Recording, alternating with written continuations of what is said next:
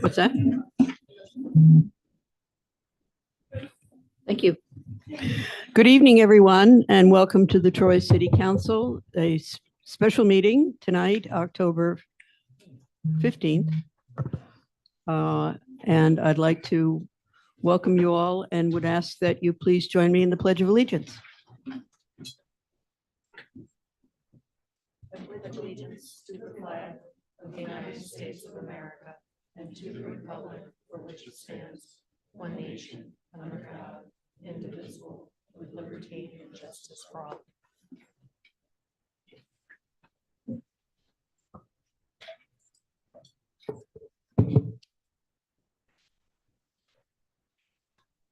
Clerk, would you please call the roll? Councilmember Keel, Present. Councilmember Brosnan, Here. Councilmember Spain McLaren, Councilmember Vera, Present. Councilmember Soriento. Here. Councilmember Casey, Present. Council President Steele, Present. all are present. Thank you. At this point, we have one item on tonight's agenda. It is acknowledging the receipt of the mayor's 2025 recommended city budget and setting the dates for public hearings on that proposed budget. Does anyone in the room wish to make a comment on that item? If so, this is your opportunity during the public forum to come forward and speak.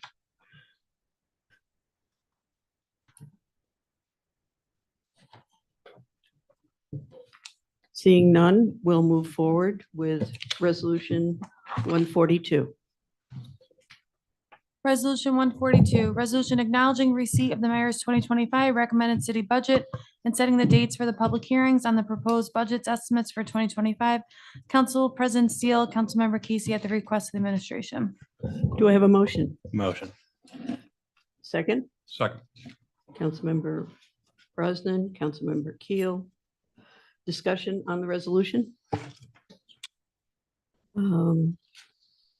Mayor, do you want to do your presentation now or after? What would be your preference? After, okay. Anyone wish to comment on the resolution at this time? Hearing none, all in favor? Aye. Opposed? 7 ayes, 0 noes. Resolution 142 passes. I would just note that tonight we will be receiving an overview from the mayor and friends.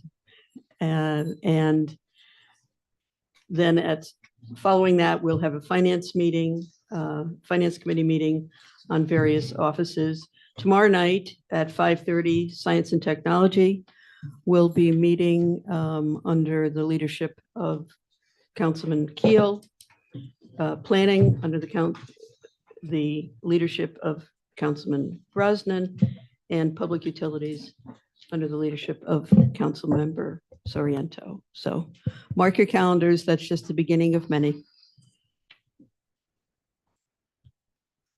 Mayor, you're on.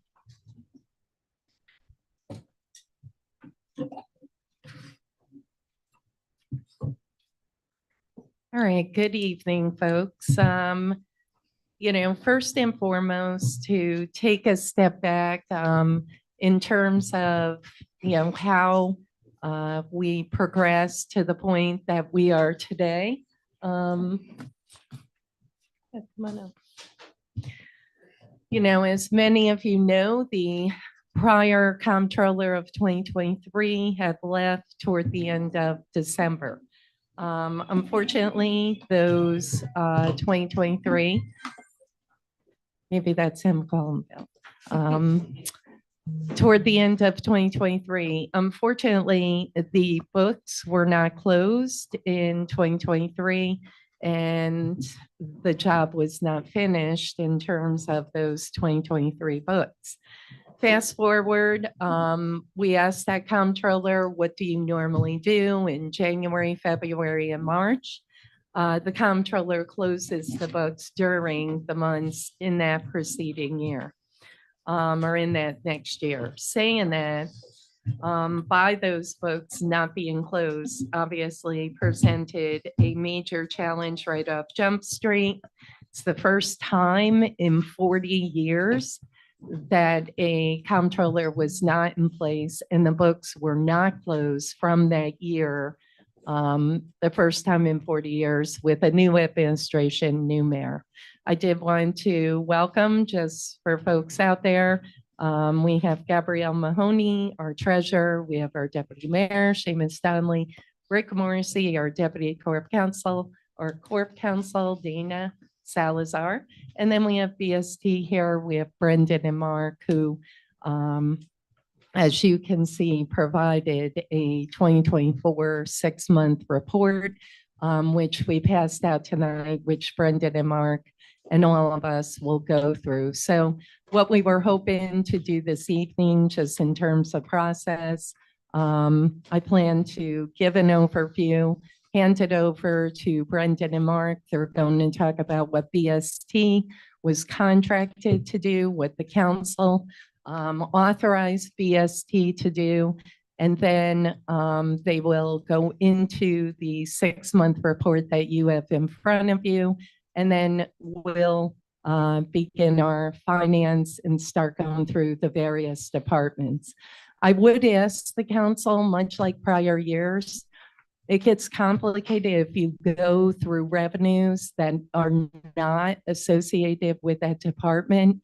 So I'd be happy, to answer any questions at a 10,000-foot level, but when we get into, per se, the planning department, we'll go through the planning revenues. When we get into general services, we'll go through parks and rec. We'll go through the various revenues associated with that department, because then those department heads can actually deep dive and go into, et cetera. 2025, why are they proposed at this level, et cetera. But again, to take a step back, I cannot say enough about our deputy mayor, our treasurer, our deputy corp counsel. I would say 2 months ago, they undertook, and the deputy mayor actually oversaw the process of compiling a budget. Little did I know, watching the sausage made, what was entailed on the side of the executive side. What I did find, the comptroller's office is broken. There was one person who knew how to compile, who knew what to do. And the staff, each of them, who are totally amazing. I cannot say enough about Gabrielle, her team. They were there the night that we delivered the budget to you. They're phenomenal. But they all had a tiny piece of the budget. To compile that, the comptroller was responsible, essential department heads, but the staff, and a couple of them actually said, it was good for us to see the process because they weren't part of that process. I hear word, and it's going to take us some time to get there. As you know, the comptroller's office, we had talked about the whole time, the accounting system, which Brenda and Mark will talk about. This is a system called KVS. They compare it to Windows 95. They compare it to Docs, and they're going to talk to you. And Gabrielle, also I want Gabrielle to weigh in, just so the council knows how antiquated our system was, and it's relying on one person that knew how to forward. We will be coming to the council within the next month and a half with a new accounting software. As you're aware, the council, including the council president, 2 years ago, we appropriated ARPA money for a new software system to update that antiquated system. It never got underway, saying that we are now moving forward in that direction. You should be aware we have spoken to a few companies, but saying that we will be coming forth with a proposal to the council to begin that process. Additionally, we can't have one person in charge of putting together a budget. That's insane. I have overseen state agencies. It's just not done that way. Saying that, we will have the office a part of that system. Everyone, especially the top tier people, are going to know what the comptroller is doing when preparing that budget. So once again, I cannot say, Rick Morrissey, I think, got a true education when it comes to budgeting, and I cannot thank Rick and Gabrielle enough. So the budget in front of you truly was a Herculean effort to be where we are today. As you know, Pronexus, they were hired at the recommendation of the books, closed 2023. We know that that did not happen. Fast forward, BST came in, this is what they do. I do want the council to know we are not unique when it comes to a difficult time finding the right comptroller, a difficult time in terms of filing an annual financial report, which Brendan will delve into. His company cannot keep up with the pace. I must tell you, there are dozens of municipalities. Go on OSC's website locally here. I won't mention them, but please go on the website, including counties. And that's not even to mention the public authorities who just, the niche that is out there, the limited amount of pool that is out there, and just the folks that aren't going into accounting as much as they used to. On the good front, we do have three very good candidates, which we will be narrowing down in the next few weeks. Two of them are comptrollers from other municipalities. But saying that, and I know that this has been raised from time to time, why have you not hired a comptroller while doing the budget? I can tell you, and I can let Brendan talk about it because he's an accountant. But to hire someone while we're knee deep in the budget would not have been productive at all, because our system KVS, with KVS, they laughed, they said we're familiar, but we do not do journal entries and we don't know how to do KVS journal entries. So that's just how outdated we are, which I'll let Brendan talk about. I talk about the Herculean effort because, as you know, the budget went up approximately $5 million. Many of those costs were fixed costs, mandated costs, whether it be pensions, whether it be healthcare, whether it be our bonding, our debt service, which rose to the tune of $1.1 million. We were not only able to absorb that $5 million increase, but to keep the increased tax rate below the tax cap and one of the lowest in recent years, 1.89. Phenomenal, phenomenal job. What we did do, and you know, Rick and all of us literally sat line by line, calling department heads. You have a consultant fee or a consultant expense for $40,000. Why do you have that expense? Do you plan to hire that consultant next year? Who is this consultant? The department head, who I won't mention, literally said it was an item that we put in year after year. One of the things that was eye-opening, and while I was council president 8 years, I kind of saw it, but now being on this side, I saw it firsthand. These departments don't want to see their budget decreased, and I get that.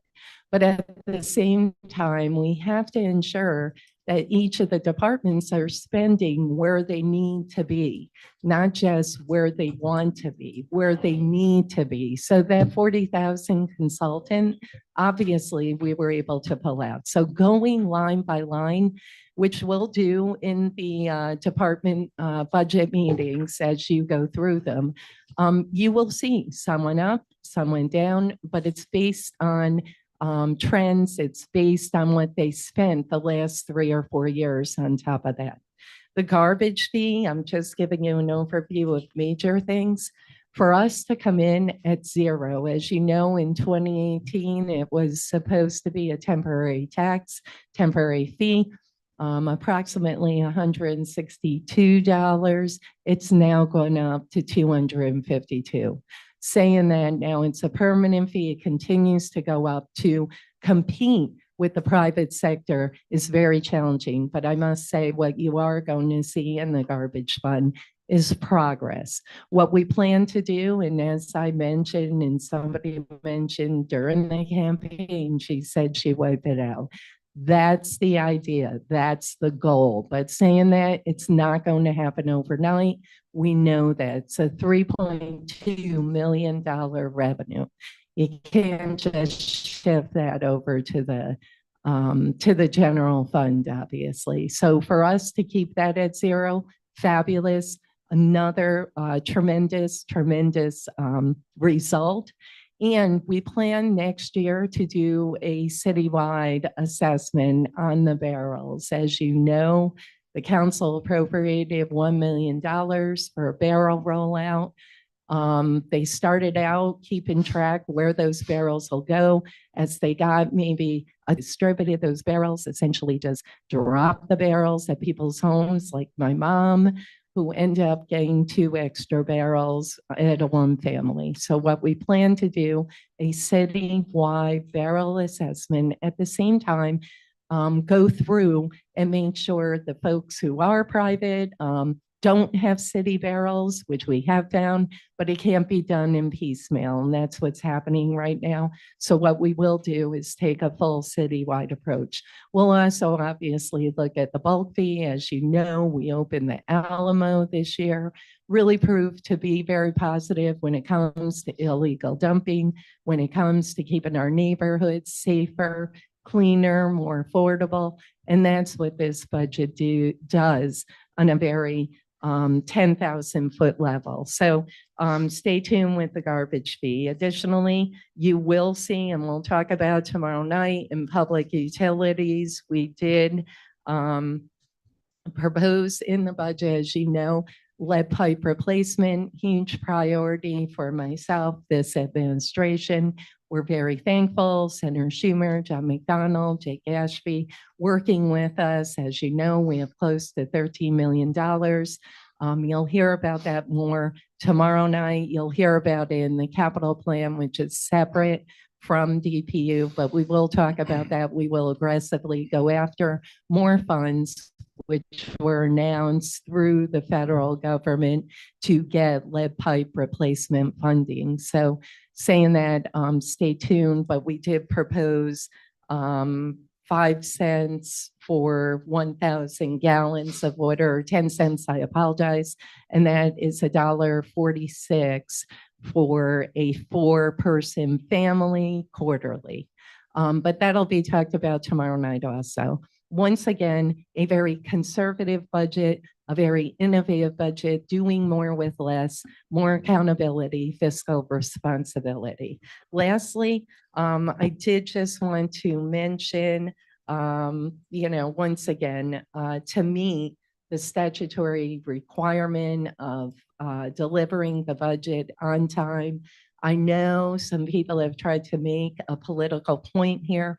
There is no set time to deliver that budget.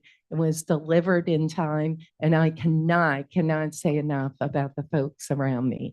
If you look at the charter, it is October 15th or October 10th, and delivered by that point. But now the hard work begins. We need to work together to roll up our sleeves.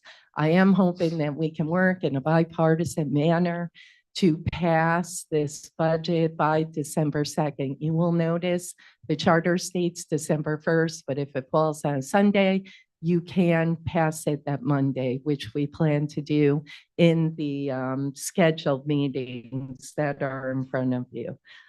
So once again, we hope to have a comptroller on board. That comptroller, hopefully within the next month, will join us. And then get accustomed to our system, et cetera, and then work on the 2025 budget. We look forward to the meetings that are ahead, and that's when the transparency, obviously, and right now kicks in. You know, a lot of folks, the budget was not passed last Thursday. The budget was delivered. You accepted the budget tonight, just like prior years. And now we'll go into the departmental meetings and really go through the budget. But like I said, I hope that we can roll up our sleeves. I've been on your end for 8 years. I know the challenge that's in front of you, but we look forward to working with you and really pounding out a budget here.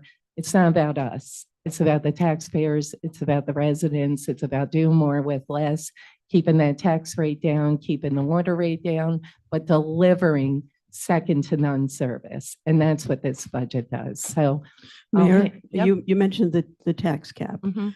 Could you give us the dollar amount that we are under the tax cap at this point? Sorry about that. Yeah, yes, the tax cap is, yeah. Mhm. We're 89,900 under the tax cap, $89,900. $900 under the tax cap. Okay, Thank you. thank you. And yep, 450. I just saw it on the sheet, $89,450 under the tax cap. And that is a conservative number that, you know, that we have approached on. Saying that, if you don't mind, just process wise up here, I'd like to turn it over to Brendan. He can talk about the 2024 numbers, and then we could let Brenda and Mark be on their way. And Absolutely. then, okay, perfect. Thank you. Hi, folks. We had the pleasure of meeting before online and then obviously beforehand at the meeting. I thought I would give you a little overview about what BST has done over the last couple months and what is left to do. Certainly listening to all this budget talk, you guys have the hard part. I think I have the easy part. Our objective is clearly to organize the information so you folks can make the decisions you need to make in order to run this city. You know, when we started the project, we had ideas on the approach. And first off, we needed to figure out what happened at the end of 2023. And once we had 23 done, we needed to dive into 2024 so that you folks would have the information you have in front of you as part of the budgetary process. So our goal is to, again, account for the 23 information and account for the 24 information on an interim basis. And then our relationship thereafter will be up to the city. So there was actually, to my surprise, there was more done at the end of 23. So a lot of our work in 2023 was understanding the year-end adjustments. So what the comptroller did in those months subsequent to his departure on a historical basis. So wrapping arms around all of those year-end account reconciliations, performing analytics to make sure things looked correct. And then unfortunately, we had to unwind some of the work that was done to 2023 over the period of January to whenever we were appointed. The volume of entries posted to the trial balance that was presented to us. So we're not your auditors. We're simply here to help you account. The prelim accounting records that were supplied to us have been materially adjusted. I counted over 60 journal entries that I developed myself as part of the reconciliation process. Some of those were multi-million-dollar adjustments, and I can say with some degree of certainty that the AFR filed was properly pulled. Once we had the 23 numbers in a reasonable position, we realized we were short on time and we had to jump immediately into the 2024 process. And that actually took a fair amount of time. So as the mayor pointed out, you had your quarterback and he did a real nice job in terms of organizing all that data. It really put the city in a position though, when that person was gone, you were left without your primary quarterback for a long period of time, and it left a lot of time to do some damage. Compound that with the accounting software that we have. One of the things we learned about KVS, I do have 1 or 2 clients still on KVS out of my portfolio of 100 plus. and they are in the process of migrating as well. But one of the things we learned off was this term called a spinoff. And so there are two systems within KVS. One is, I'm going to botch the names. One is Enterprise and one is Standard. And I forget which is which. The Standard is where one is where all the transactions, the detailed transactions get reported. And then that data is spun off and it needs to be manually added to the other. And so because of this manual process, it's just ripe for errors. This is where transactions were misposted. They were posted to the wrong account. And so with the 2024, we had to take all the knowledge we learned from 2023 and then go through all those spinoffs as well and figure out what may or may not have gotten accounted for correctly. And we have substantially completed that process at this point in time, resulting in the interim numbers you have here. In addition, there's a lot of antiquated processes, a lot of manual processes. And the advice we've been giving our clients is, hey, in the absence of having all the people you might want to have, you have to figure out how to leverage technology. And that's, I think, what hopefully a new accounting system would do for you. Another area is some of the water billing and sewer billing and the processes we have to go through to get those intermunicipal bills sent to our fellow municipal customers around the area. It's a very time-consuming and manual process, and it just delays the time it takes for us to get our money. So, the mayor also mentioned the situation you're in. I might have joked early on that I've actually seen worse. While it's not ideal to be in this situation, there's a lot of municipalities struggling right now. It's just really, really hard.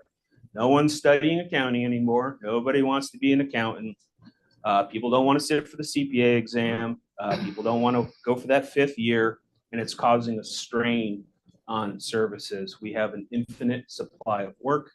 As the mayor mentioned, I'm getting more and more phone calls like this, and you probably read about some of them in the paper locally here. It's just a real tough environment out there, so give yourselves a break. Hopefully the new comptroller comes in. We're available to support him or her as they proceed. We're certainly going to log all the institutional knowledge that we've gained over the last couple of months and make sure that information is available for whomever takes over, because you definitely need that key person here at the city. And probably not only are you lacking a comptroller, you're probably lacking, which I haven't discussed with anyone, you're probably lacking an assistant comptroller. You probably need a secondary accountant. And that way you have some kind of transition plan going forward. You have a backup, and then BST can be your backup. So there's been a ton of work done. There's still some more work to do.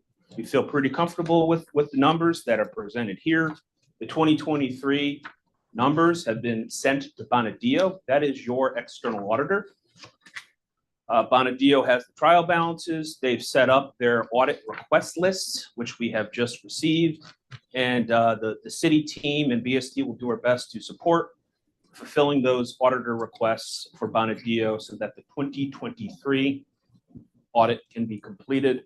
Obviously, it's behind schedule. That's no fault of Bonadeo's whatsoever. But we'll try to get them the information they need to get that done completely. And then, again, position ourselves to close 2024 in a more timely manner. So I didn't really prepare any specific remarks other than just giving you guys an update. Yeah. 2 things. It's been stated we're preparing our 2025 budget. I'd like that made clear. Sure. Honestly, for the record. And then number 2, when the AFR will be submitted. Yep. Yeah. So I have not looked at your 2025 budget. Our responsibilities were to prepare the financial information that you folks would use, the 2024 information, as well as, making sure that starting point for 2023. So we did not have anything to do whatsoever with the compilation of this budget other than supplying you folks with that data you have right there. All of that, I think, is compliant and clear in the contract we signed and presented to you folks at the commencement of our engagement. August 13th, approximately 2 months ago. In addition, the AFR, while we could amend and file the AFR right now, my recommendation is to wait for Bonadio to at least substantially complete their audit. While we feel comfortable with the numbers and we can support the numbers that are presented, Bonadio also has some institutional knowledge. They've known you folks for a while. And while we've been working with them throughout the process and feel comfortable, at this point, why not wait for them to at least audit the majority of these numbers? And that way we have a highly confident AFR we can file with the state of New York. For 2024, we won't necessarily wait for the audit to be concluded. You know, the city will prepare its AFR and prepare it timely. And then if we have to make amendments, which are common as part of the audit process, then we'll simply amend the 24 AFR, which again is common practice. Hopefully that helps. You answered some of my questions. Thank you. Sure. What's your time frame in terms of how much longer do you see yourselves? I know you're handing it off to Bonadio, but Yeah, and we'll have to regroup on that. I mean, for the most part, we've come pretty close to the items here. There's still a handful of items that we want to do for 2024. There are some balance sheet account reconciliations that we want to do. That's our next area of focus, is going through some of those interim balance sheet amounts. While we took, a couple different ways to validate the revenues, ultimately it's important to have a corresponding balance sheet to get that ultimate comfort. So I would guess within the next month, we'll have some final conclusions, but what the city will have to think about is, what role, if any, do you want BST to support, your new comptroller and support the city going forward? Certainly, if it's one of the candidates that it's going to depend on the learning curve. There's a handful of things here that will just take a little while to get up to speed because of their manual nature. With that said, I mean, it's not overly complex. I think whoever steps in should be able to pick it up on a reasonable basis. So it's going to be up to the city to decide how much you want to continue. There's certainly some suggestions we have to enhance operational efficiency, some processes that might save you some time and money in-house and make the job easier for the next comptroller.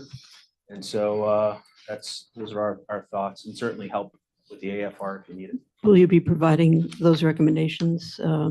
Yes. Okay, and So we sent a bill, it should be in the mail, I don't know if it's received, but for the time in August and September, we're approaching the cap that we originally set forth. And are you billing us for your appearance tonight? Didn't cross my mind, but if it's, I'm on the clock, so yeah. Okay, thank you. I don't want to hog it. Does anyone else? Council President. Councilmember McLaren. I just have a quick question. We were handed the 2024 second quarter report. Yes. I assume that, okay. This only contains revenue. It shows up to 6 months. So if you look at the budget,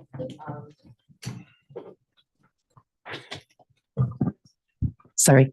If you look in the budget, it has up to the 6-month expenses. So Okay. you'll see in each department, the 6-month expenses. Thank you. No problem. Council President Steele. Councilmember Casey.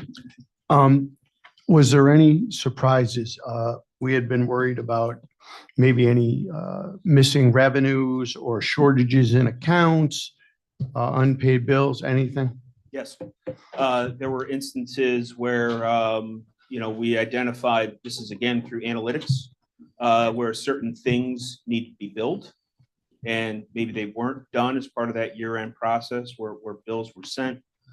Those were discussed with the mayor and the team about getting those rectified and getting those bills sent out. There's a couple other areas that we still want to hone in on. Nothing hugely material, but every dollar is important to us at this point. So, you'll see if there was most of the numbers and variances we have our arms around or we're currently investigating, but there were certain instances where bills were either not sent or not sent timely. There was no massive shortages or nothing. No, Okay. nothing that jumped out at us from a Okay. shortage perspective. And that was the year end of 2022. That's correct. That's correct. So things that the comptroller probably would have done or taken care of and been addressed that might have fallen through the cracks that were, as we're going through and analyzing the 23 numbers, why is this number down? Why is this number here?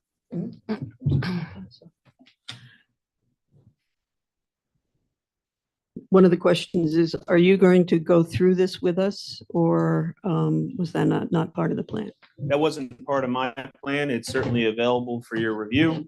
And if folks have questions, we can certainly come up with responses. Any questions you How have. does the council wish to handle it? If you want to review now and ask I'm questions. I'm or- open to the will of the council. Council President, Councilman Vera. I just have, I probably have more questions if we had a presentation, but I just got a quick question on the Sure. Q2 report. This is year to date. That's not my question. I'm just clarifying. It's year to date, right? So this covers the Q1 and Q2. These are balances, okay? The very first line, we brought in an additional 12.5 million in property taxes. Obvious question. So the way this is a difference in approach with the way that the 23, be mindful, we didn't prepare the interim 2023. When you levy property taxes at the beginning of the year, that's the balance that made its way into KVS. So if you think about it on 1/1,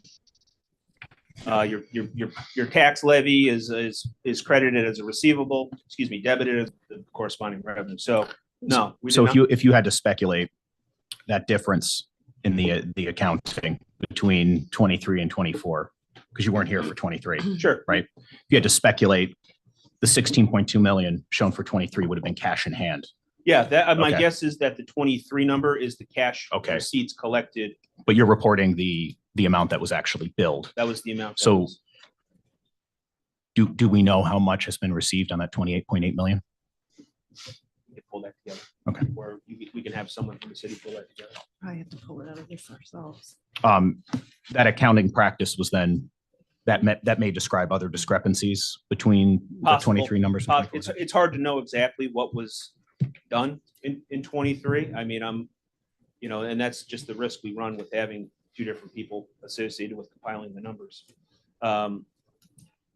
For the local sources, the next one, we know you got to be mindful, the sales tax comes in quarterly.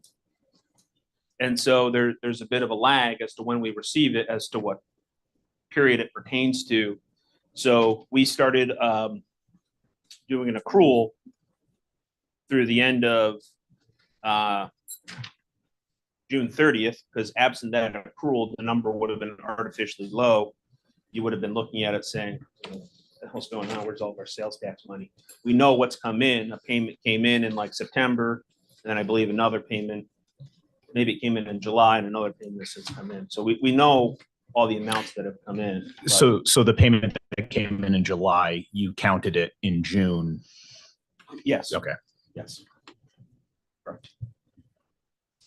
Yeah, so unfortunately, there could be some discrepancies in year-over-year numbers.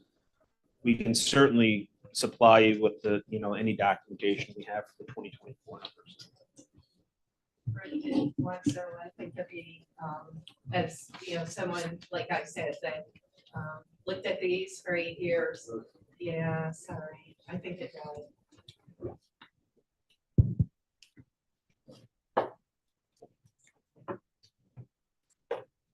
One of the things that jumped out at me also, just for the council, that I'd be interested to know the federal aid. And That's all based on timing, correct? That's correct. Those, federal aid line has, two grants that you applied for in prior years. The SAFER grant and the, AFG grant. Those are to reimburse expenditures incurred in 2023. We can't book the revenue in 23 in the general fund because of the timing of collections. Our accounting policy is to record revenue if it's a receivable, if it's collected within the first 90 days. That's right in your accounting policy. That money rolled in June and July. So we had to defer it as revenue, and it's being recorded in the 2024 period. So there's a few things like that too. When we do go through the final 2023 numbers, there's a few things that we couldn't recognize as revenue due to timing that would have made the presentation of the final 23 numbers, present a little better. So, the intergovernmental charges, I believe that number that sits at 0, that's a bi-monthly contract, I believe, with the State Department of Transportation. My guess is that didn't get billed until July.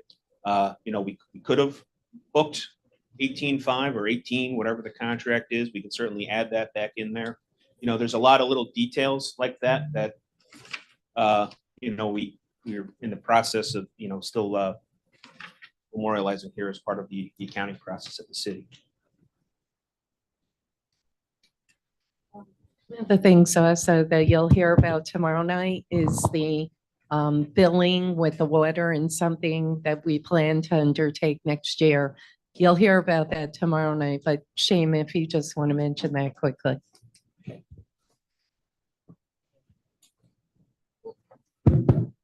So, we've discovered a multitude of, you have some contracts that might not be, might be outdated. There's also meter issues in the water department as well, that we're taking estimations from municipalities that we sell water to.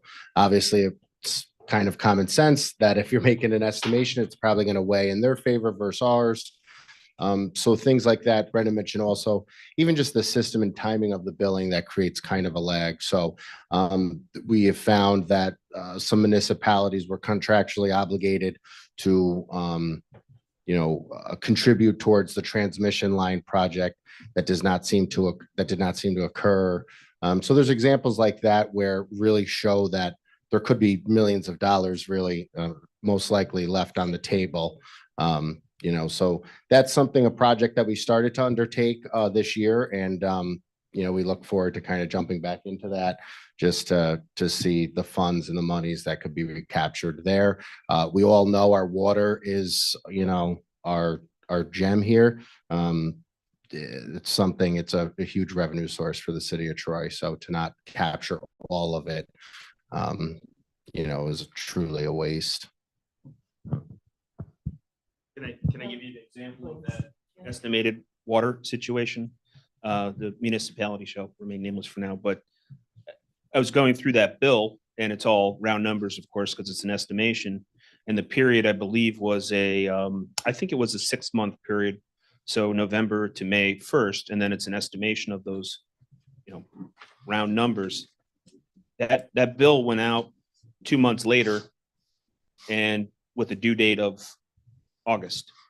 So if it's going to be an estimation anyway, why don't you send the bill out on May 2nd? Get your money faster. I'm a big proponent of us getting reimbursed for our costs as timely as possible, time value of money. So some of those things, some of those revenues we had to defer and push into 2024 are simply just timing issues, where maybe if we had the resources or we had the wherewithal, we could have collected things faster. So, that's going to be one of my recommendations, is just to make sure we bill things timely, get our money timely, because it's ours. It belongs to us. So that just struck me beforehand, how, that estimated bill took 2 months to go out. And if we asked why it took 2 months, or why did it go out in July, it's probably because that's when it always went out. But, as the mayor pointed out earlier, the one bright side I'll point out, here at the city is everyone really seems to know their piece very well. You have a lot of great people working for this city. I came across all different kinds of people in all different kinds of departments. They all really know their role well. And the key is to have that person or people that put it all together. And that's just what we're missing here. So, you know, it does seem like brighter days are ahead if we can fill those roles with the right people and just maybe memorialize some of these things in layman's terms so that if someone is out, they know what to do. It doesn't have to be in complex accounting jargon, simple bullet point steps on what to do in the event. And, it could go a long way. And Council President, Council, you can tell, I mean, the prior comptroller 2023 was phenomenal. Think about it. One person sat up here when I was in your seat for 8 years. One person. Look what we have had to do to pull this together. So it just shows, again, we can't continue working that way and we have to fix it. We're committed to fixing it. And, as Brendan indicated, even if we need at some point, if other municipalities are in a similar suit, some type of shared services program, not for the comptroller per se, but in terms of this crisis that is out there, but saying that we are going to fix it. We will be coming to you with a new accounting system software, but that'll take a year to a year and a half to implement. I know THA, which your head of council president's taken over a year, I believe, talking to your executive director over there. So it's a monumental task, but we're committed because we can't be doing this year after year. And the previous council did act to authorize that. So I'm glad to hear it's going to happen. Could we have this report sent to us, emailed, please? Sure. Thank you. Or just so you know, I didn't get it the latest via email either. OMAID or BIS did a systems upgrade at the end of the day today. So I did turn my computer off back on, but I wasn't able to do that, but we'll get it to you. Yes. Which reminds me, when you run a spinoff, which is the interface of the two systems, everyone has to be on. So you have to shut down the whole process, run this spinoff, and then you can start accounting for those transactions. I mean, it's just, I've never seen that. Yeah, I had a question about this. But okay. Yep. Councilman Vera. So it's two systems. So in one system, if after a spin-off, you make an update in the standard version, that doesn't get reflected in the other version Not until another automatically. spin-off happens.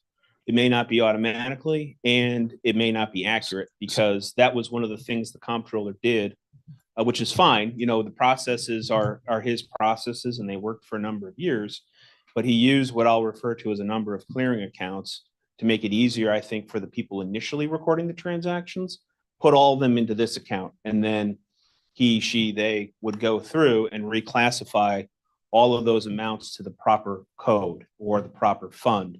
So even after it got into KVS's general ledger system, there's more work to be done. You're not done yet.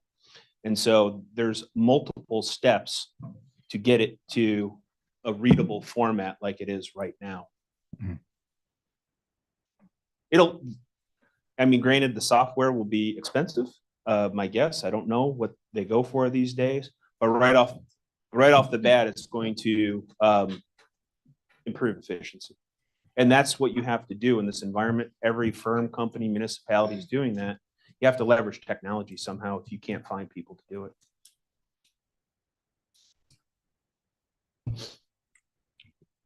Any other questions from council members? Obviously, we haven't had a real opportunity to digest this. Who should we be directing our questions to in the interim?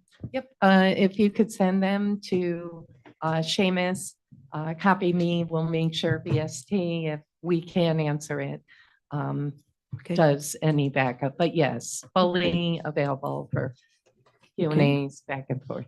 Thank you. I guess at this point, then we're done with this. I would entertain a motion to adjourn. Motion. Second. Councilman Brosnan, seconded by Councilmember Soriento. All in favor? Aye. Opposed? We are adjourned. We'll go right into the finance. Gentlemen, you're Thank you. free to leave, and we thank you so much for your Yep. help tonight. We look forward to helping you guys around. Thank you. We really appreciate it. Of course, our pleasure. Great job.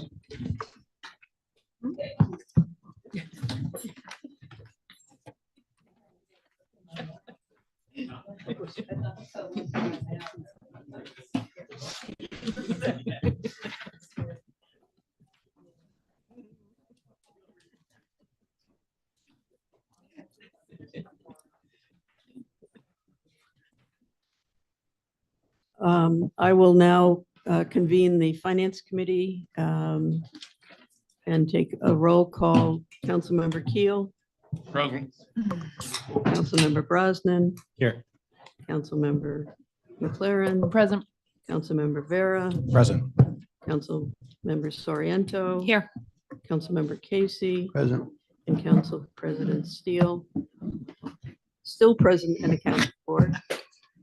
At this time, we, as a committee, refer the 2025 budget recommendation to the appropriate standing committees. Maria has very generously supplied us all, and it has been duly noted, public notice of the schedule and the various committees. And as I mentioned earlier, tomorrow night, we begin with Bill, Ryan, and Irene chairing those hearings. I would entertain a motion to refer this to the appropriate standing committees. Motion. Councilmember McLaren, Second. seconded by Councilmember Vera. All in favor? Aye. Opposed? At this time, I would entertain a motion to continue on, I guess, with our budget. I don't know that we actually need a motion for that. I guess we can. Motion to move on. Yeah. Forward motion, that is. And as I like to say, onward. So we begin with the mayor's office. Is that correct? Sounds good. And, you know, on obviously page 8, just so you know, shows you how we got to that tax rate. And we thought if it was okay, a couple of department heads are here. If it's okay with the council president in the past, just to get them home sooner so they didn't have to wait for everyone. Certainly. Perfect. So we'll Yeah, ask Sharon Martin to come join us. Sharon's head of assessments. And we'll have Sharon join us. Page 39, I believe.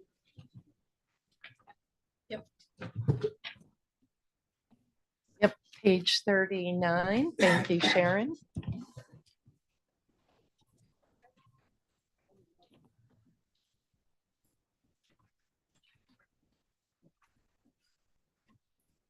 Thank you. Sharon, you want to walk us through your budget?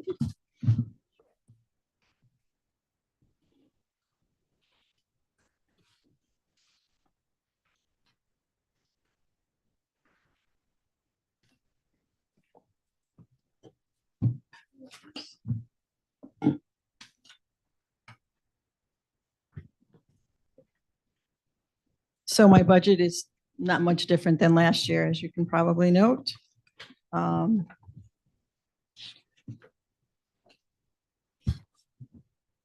Last year, we only had one foreclosure sale because of the timing from the judges over in Rensselaer County. So a lot of the numbers for last year were lower than usual. because we only had to advertise for one foreclosure sale. And we had less postage as a result of that one sale. Just want to point that out. I don't know what this year will, what next year will bring, but we hope that we'll have those foreclosures a little more timely than we did last year. Yep. If you recall, Council President, Council, we reported there was a decision that came down from the Supreme Court regarding foreclosed property. It put us on hold. There was no doing of our part. It was all courts. Long story short, moving forward, you approved the latest round, which will obviously help us on that end to get some of these foreclosed properties restored, revived, and in the right hands.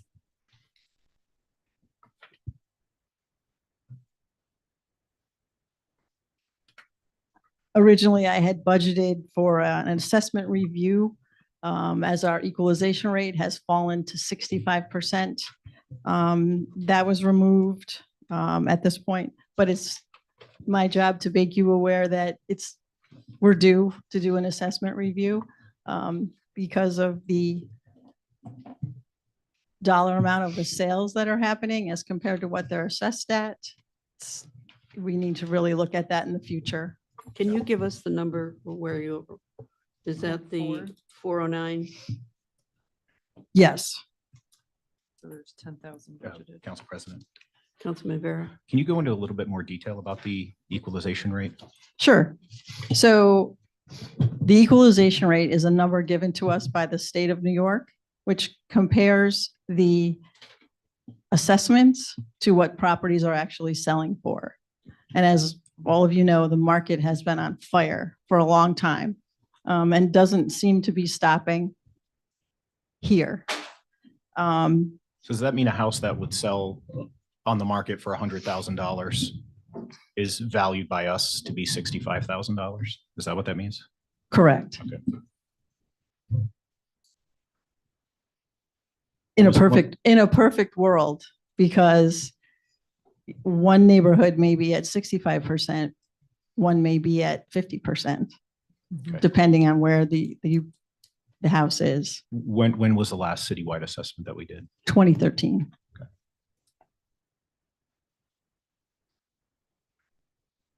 So I'm just putting it on your radar for the future.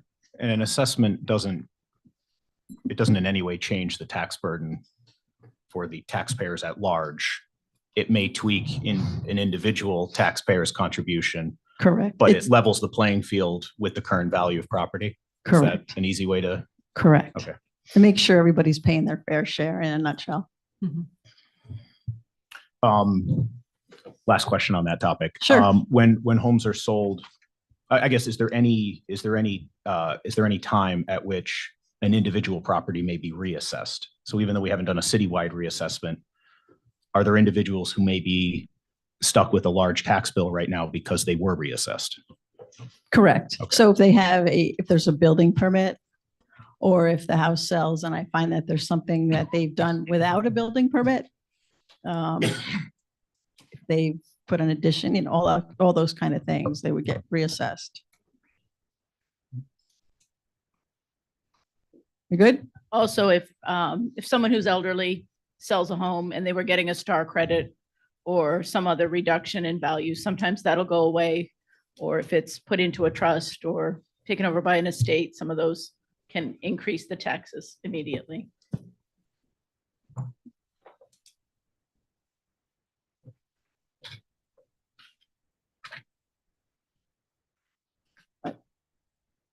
Otherwise, it's pretty, do you have any questions about any of these?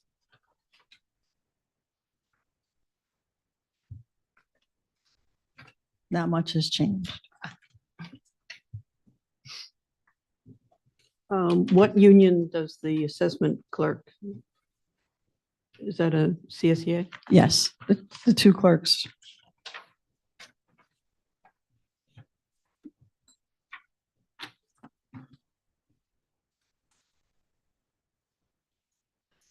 Do you have any concerns? I other- don't. Other than the assessment review. I don't have any concerns at this point. No.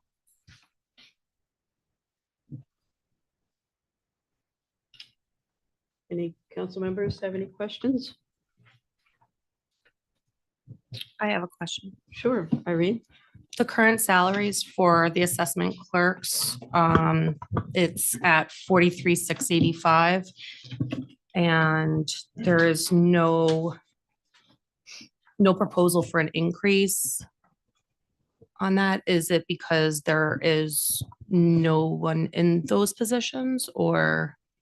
The positions are full, but The contract hasn't been, yeah, the contract ends at the end of this The year. contract hasn't expired yet and will expire at the end of the year. You will notice some steps, et cetera, when we get to those.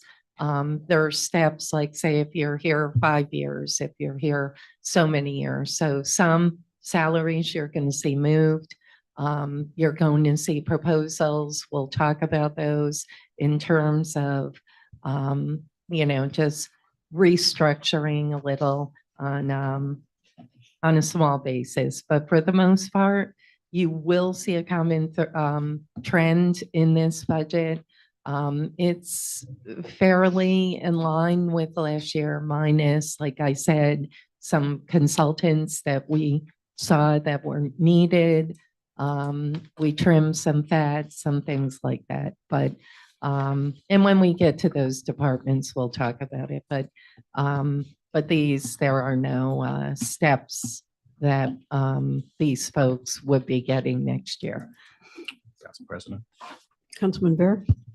Is that, this isn't a question specific to assessments. Is that generally what happens throughout the budget with union salaries? Yes, so you'll see some titles with increases in salaries, but that's because they reached a step increase. Yeah, what is it, 1/5/12? 1/5/12, 2025. So what would be the effect of a new union contract that had a 2% raise then? Would that change what needs to be earmarked for 25 for all of these? Yes, it's not a practice to budget that in the salary line stuff. Where is that budgeted? It is similar to prior years. If you look at the last time the contracts were coming up, were expiring, it was not budgeted. You will see there is some monies and contingencies, but we have not begun negotiations with CSEA yet. We have had one meeting with the firefighters, and we have had one meeting with Coates. And I believe an UPSU meeting is in the works next week. So the beginning of negotiations are happening with those. But there is no budgeted amount similar to prior years. The prior comptroller did not budget before the negotiations were settled. Okay, You will see the police, obviously, because we ratified that contract. Right. So when we see the increases in 24, 23, 22, that was because they were under contract. Correct. Okay. There are 3 or 4 unions being contract negotiated. Firefighters expire 12/31/24. Coates expired at the end of last year. And the CSEA expires 12/31/24. UPSU has been, I believe, over a year and a half. So Coates is 2 years. So. all right, any other questions for Sharon? Thank you so much. Thank you. Have a good night.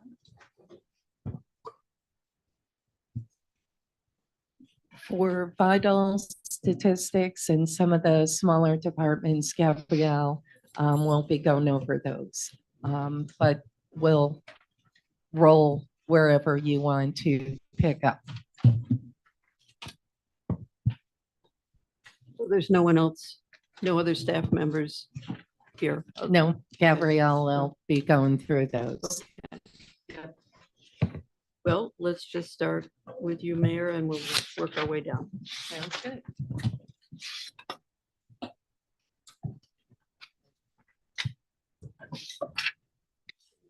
Page 21.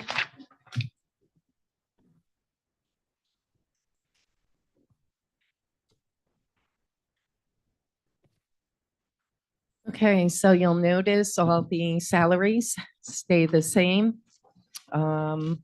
I cannot say enough about our team. As I mentioned, Deputy Mayor really stepping up with the budget. Kevin Pryor's doing a phenomenal job in the diversity, opportunity and inclusion director. You'll notice if we go to materials, supplies, postage, office equipment, we zeroed out. Office supplies, we kept the same as last year. 250, we feel other material, right in line with 2024. The dues and subscriptions, you should know we are a NICOM member, which I was not aware of where that came out of. It does not come out of the mayor's budget. It actually comes out of general services. On behalf of the city, it's not my membership, it's a city membership. Council President, I Mm. just have a question about that. So that Councilmember is, Sargento. so that Nikon subscription, it is a citywide, so it's just a one Correct. fee. Correct. Yeah, and it's up there. It's like $7,800, about $7,800, $8,000. Okay. So you'll see very conservative. We actually, the repairs to equipment, we noticed, we didn't spend that money in 24, even though you see it the last 6 months. A lot of times what they do is they would zero out and show that the money was spent at the end of those 6 months, but it was not. So we zeroed that out. And then once again, training equipment, pretty much the same. So no new hires, no new increases, and the pension, obviously, health insurance beyond our control, which has increased. Well, All correct. as far as salaries go, just to Mhm. refresh our memories here, these were increased in 2024 because the 2024 budget shows different figures than what we have here.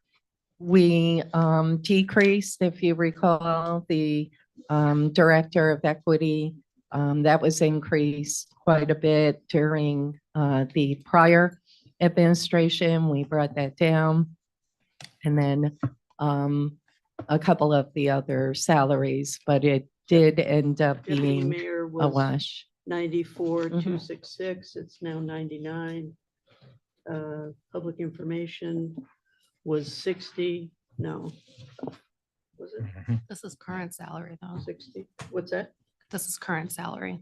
But that's not what was in the 24. I think, Council President, And the confidential assistant was 48,728. Correct? just to note, it's current salary, so that's why it's not. from I the understand that, 24. but I think it's I just wanna- important for the public. If they're looking at many folks have been looking at the 2024 budget, it's showing a different number. And I think it's important for people to understand that these salaries were raised at the beginning of 2024. Oh, I understand. You said budgeted amount. I just want to make sure it says salary, current salaries, that's all. I'm trying to just be as open as possible on this. Thank you. Yeah. Do you have anything and- else, Mayor? Nope, but I do want to say, you will notice in all of our departments, permanent salaries are down. When we get to various departments, including this one, as you are aware, the Director of Equity was not hired for quite some time, and we actually saved money. So saying that, I also want to be very open and transparent that the permanent salaries did not go up citywide.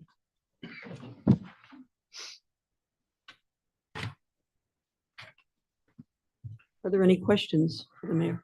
Yeah, Council President. Councilman Vera? I see that line 104,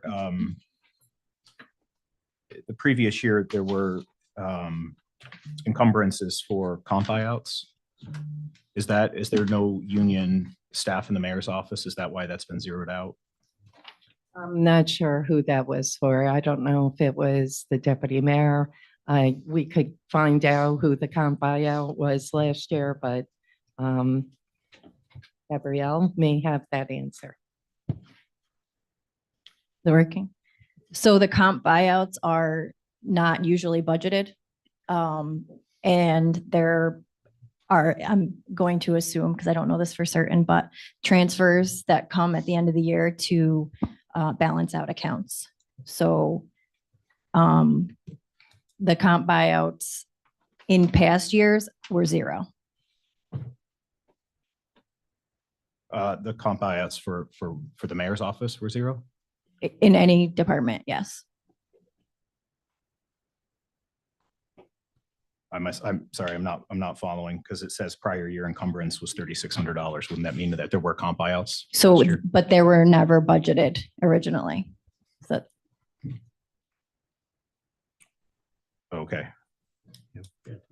So I think what Gabrielle is saying, you can't anticipate the comp buyouts. Is that correct? that's correct.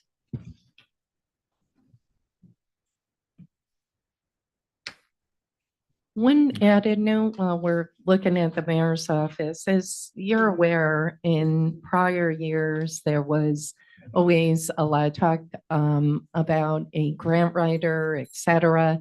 It was in prior years when I was on the council. What we did do, knock on wood, we've been very successful, and we have recognized that utilizing our outside consultants for that on a very minimal basis actually saves money. You're not paying pension, retirement, et cetera. And the grant writer, as you know, was very successful on the Nick Pool. That was Bill Rohr, stating that CHA,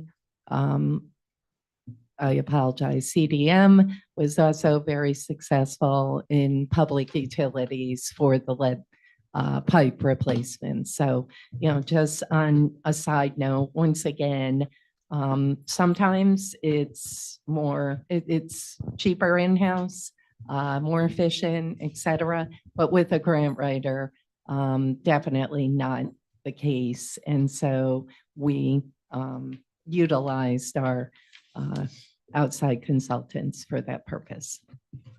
And just to answer, there are no union members in the mayor's office, correct? They're all.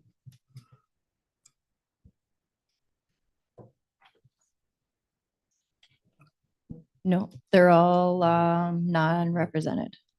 That's what I thought. Yep. Thank you. Did you have any other questions? No, I didn't have, I don't have another question. I mean, if in prior years we haven't budgeted for comp buyouts, but every year we have them, it would, seem to me to be reasonable to budget some amount if it's a predictable expense.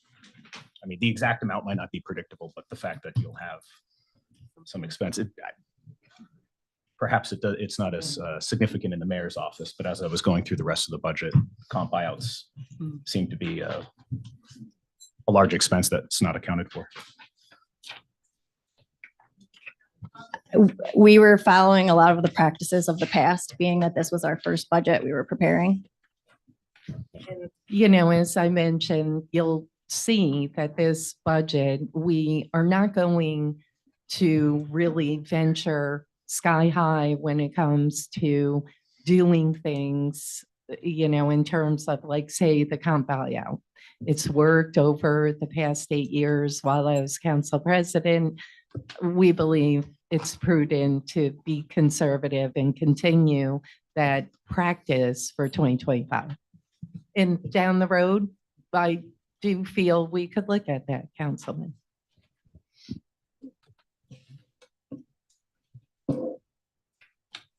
Any other questions from council members?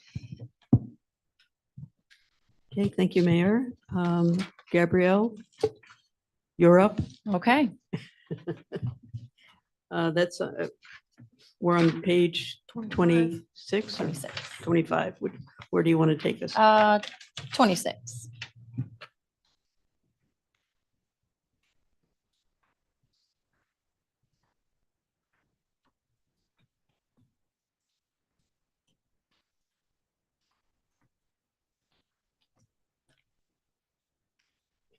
So I decreased temporary salaries by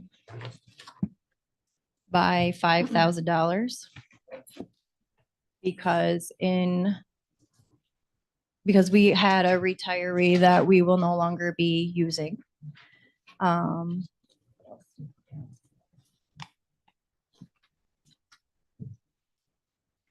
Other materials and supplies, there was an increase of $500 because we are paying an increased cost for a special toner for checks. We also pay for just the regular toner out of that account. Could we go back to overtime? Overtime, yes. I see it's down, or it's correct, it's about the same. Okay. Actually, Chief, Gabrielle. You feel that's realistic, given what you've been through these first 6 months? Yes, I do think that's reasonable.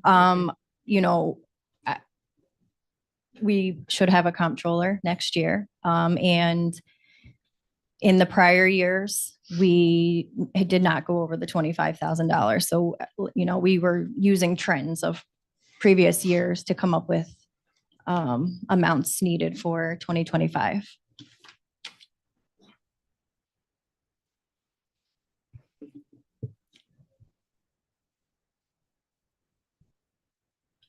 So you were mentioning other materials and supplies, I guess.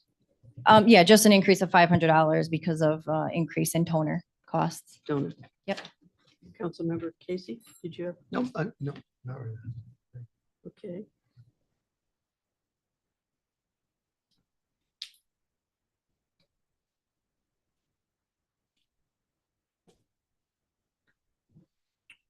Council President, Councilman Vera. these increases to pension and specifically health insurance, these are across the board. Yes. Why? What's going on? Like, is it just the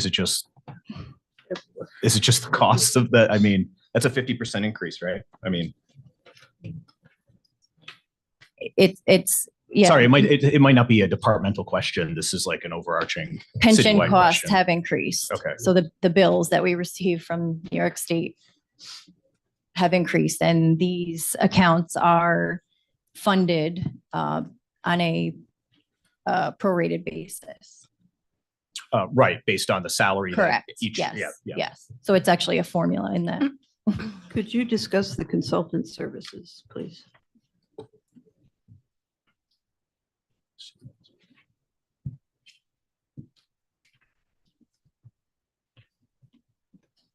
Yes.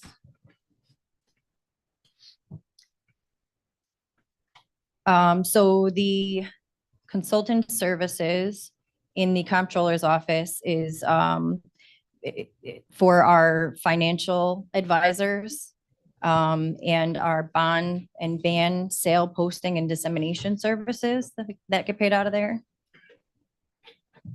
That's about half of what, how did you arrive at that? Is it also BST? Half of what it, Of the current budget? so I believe that the other expenses out of that account were for BSD. I'm going, Right. I think it was Pronexus that was coming out of that account, What was that? Pronexus. Oh. And we will not need that next year.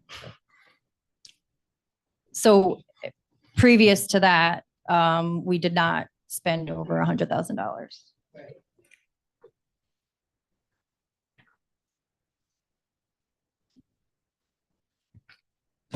Council President? Councilman Casey. Getting to the comptroller's salary, I know it's going to be a negotiable salary, so I would assume you just budget for the 103,966. You've already answered my question, couple of questions already, but I would assume, how do you account for, is it in a contingency for any extra funds? I know we appropriated, but where is that shown in a contingency? In contingency, yes. And what was the thinking as to why we didn't put the salary in as we had authorized it? It's negotiable. Right? Well, and so Council President, I mean, you did authorize a range, so there, it's unclear of exactly where we would land with that for, again, to try to get more applicants to come in as well. It's kind of like you'll see in some other parts of here is that, you don't want to necessarily give up exactly what you're willing to negotiate in there. It doesn't mean that it's still not planned for in the budget. It just might not reflect in that exact line. And I'm interested in the 0 deputy controller. That was stated in the past as being an essential position by the mayor, and I see it's not even budgeted for. What's the plan there?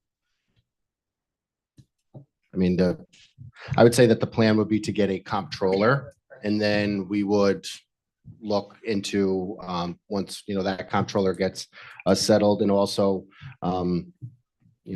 other positions in the comptroller's office, look to hire a deputy comptroller. Is And that gonna again, be in this is coming from the 2025? contingency fund? Actually, thank you, Shane. The idea is not to, the idea is to designate a deputy comptroller. One of the things that, I've learned through state, local service for 30 years, if you're missing a person, then yeah, hire a person. What I feel is lacking in the comptroller's office, we have the people. For instance, the new person who has stepped up to the plate, the chief account clerk, I'd like to potentially see that person assume the deputy comptroller. So when we talk about deputy comptroller, we may find out we may need one more person. But at this time, what I'd like to do is potentially appoint that person as the deputy comptroller in addition to their duties. One of the things we have learned, like I said, I've learned in many years working for state and local government, you can't look at positions in a vacuum. You have to be innovative. You have to utilize the existing staff that is presently in that office. I must tell you, we have an incredible, as Brenda mentioned, as I have seen, as the sausage is made, an incredible team there.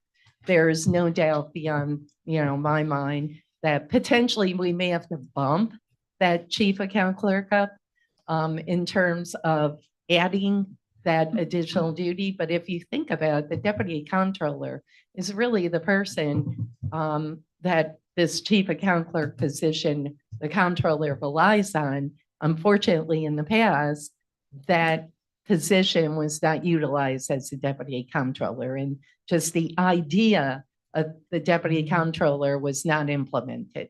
So when we talk about deputy comptroller, it doesn't mean if you have a position here that you have to fill it with a person. It means that that duty can happen in that office with existing staff. So, Would and you- we'll see, obviously, hiring the comptrollers. Would you not pay the person to do additional duties? And I if so, said we would and if potentially so, have to bump it up. that would be coming from the contingency. No, not necessarily. It Where could would- be potentially a position that might not be filled. For instance, you look at the salary savings, we have a principal account clerk. What happens in, Councilmember Soriento can tell you firsthand.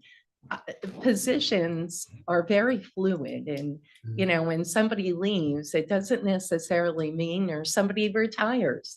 It doesn't mean that you appoint and look in a vacuum. It means you look at that position, you look at the salary savings, potentially defer that position, for 6 months. That's going to give you savings. You're really going to see innovation, not just in this budget, because obviously not having a comptroller kind of stymied us a bit in terms of at least me and our team wanting to look at departments differently. But you will see over the next 3 years, just looking at our departments differently. Gabrielle, are we anticipating any retirements in the near future?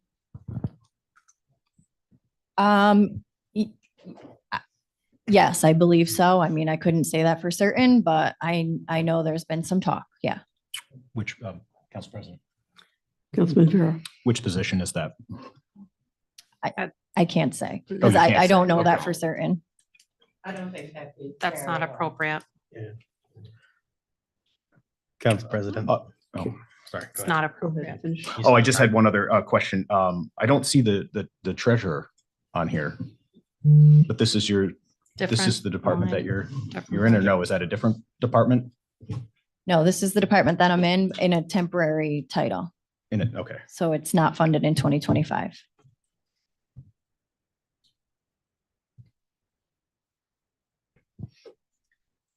Council President. Councilman Brosnan? For line 104 for the comp buyouts, first 6 months is 14,000. Then the estimated next 6 months is returning that money. What's going on there?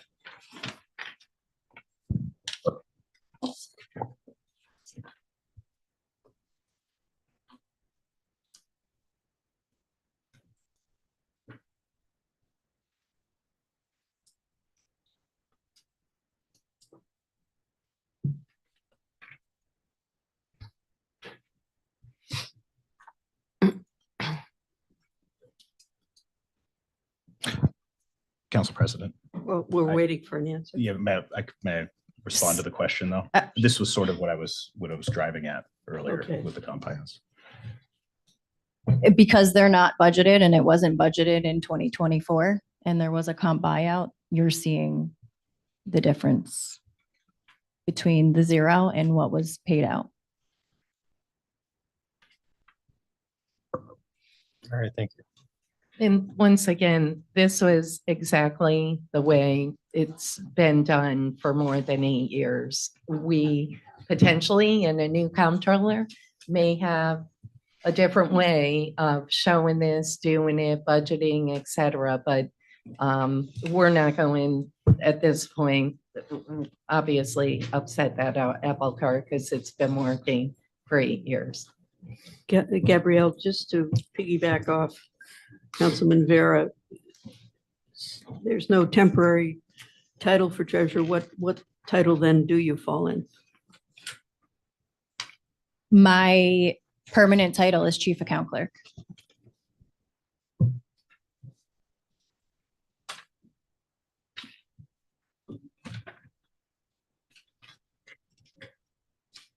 Council President. Councilman McLaren? So are you adding a new principal account clerk? Is that a new position? Or it No. just wasn't filled? It's just currently vacant. So yeah, the position number is staying the same, but the salary is being budgeted for Okay. what that salary would call for. Council President. Councilman Vera? The salary savings, is that the principal account clerk, the delay in hiring that position? So that Yes, So that's a currently vacant, that position exists today. It's currently vacant. So the plan is to not hire until when? that looks like a couple of weeks into January. Is that $2,700 or? Give me a second. Oh, no, yeah, I see.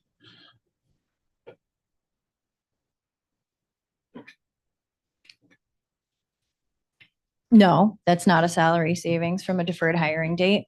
It is a salary savings from the step increases in 2025 that don't occur in January. Gotcha. So the difference in the salaries of what they currently are making and what they will be making at their anniversary date is the salary savings. you're So we seeing. might see that throughout the rest of the budget, Yes. and that's what it could. That's mean. correct. It may mean a deferred hiring, It but may, it doesn't. yes, necessarily. but not in this case, yes. All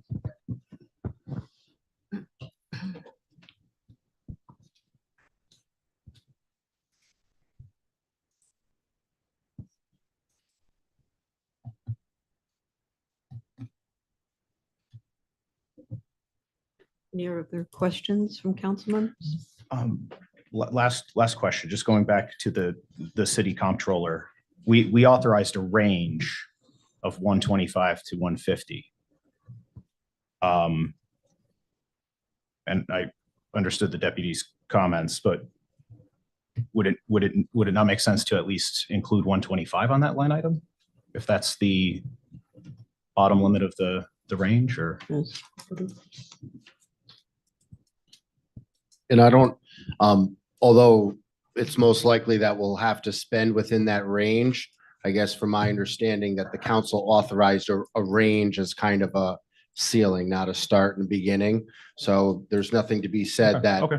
you know, this comptroller could be found for 103, 110, 115. I think it just showed the willingness between the administration and the council to step up to get the most qualified comptroller as possible. Thank you.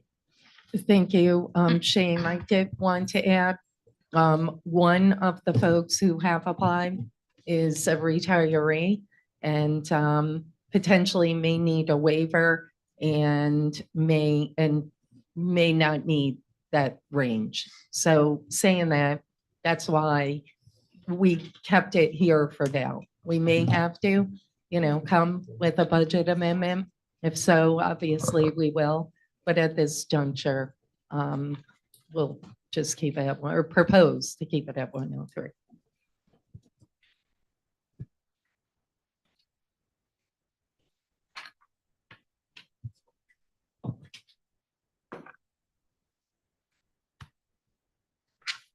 Any other questions on that?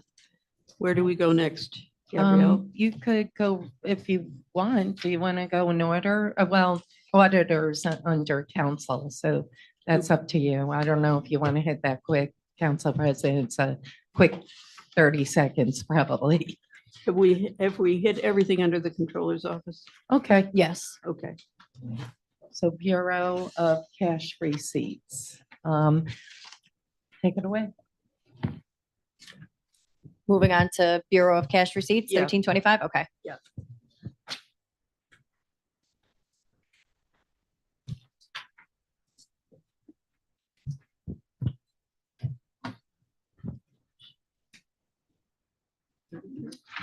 So there are 3 positions that are going to be getting a step increase in 2025. So you'll see that reflected in the salaries. You'll also see the salary savings from the step increase date.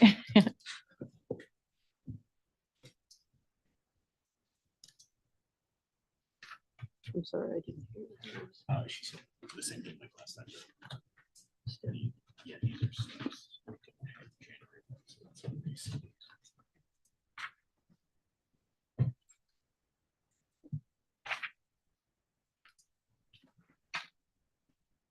Any questions? Anyone on that?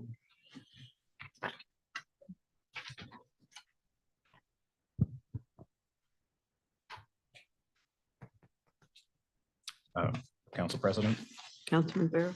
the temporary salaries line item.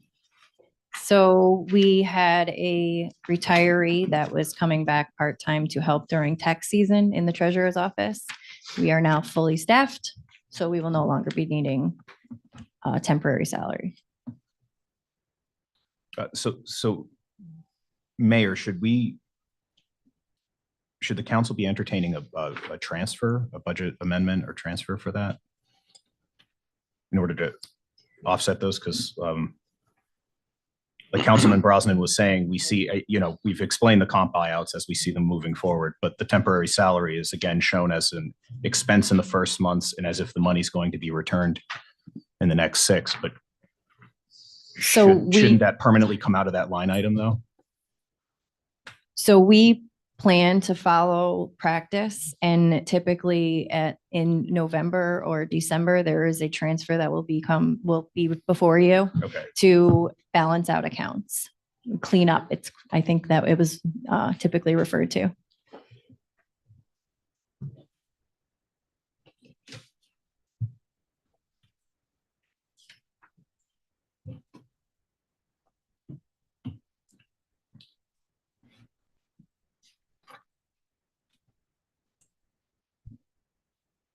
Any other questions, anyone? Just quickly, Council President, I wanted to add the retirees who came back to help with the budget, fill in, et cetera. Even if it was for a few hours, were phenomenal. And I would be remiss if I didn't mention them. And they really helped us out amazingly. I just want to give a shout out to those folks. They were here for a few hours, couple nights a week, and they're phenomenal. So. Okay, moving on to contracts and procurements.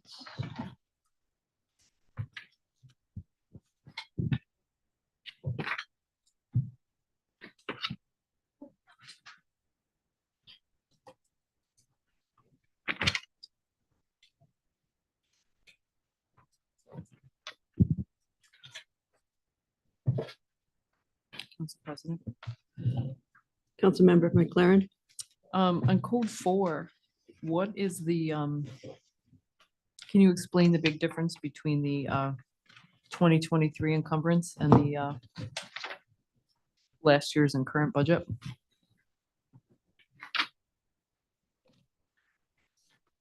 Or recommended and current, I should say.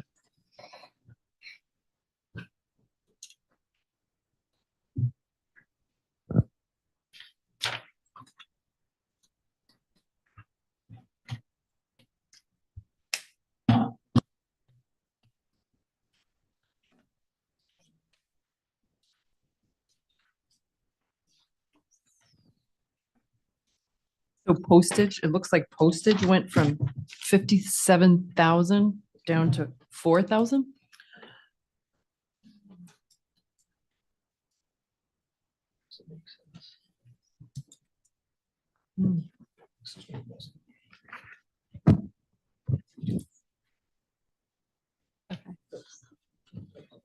Okay.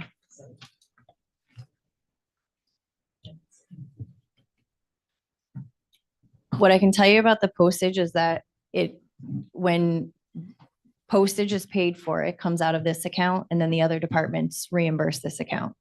For the prior year encumbrance, I am not sure if those journal entries were done to reimburse this account. I don't know why the increase, why it's 57,711 in the prior year, but it's typically budgeted at $4,000. So we recommended the same. In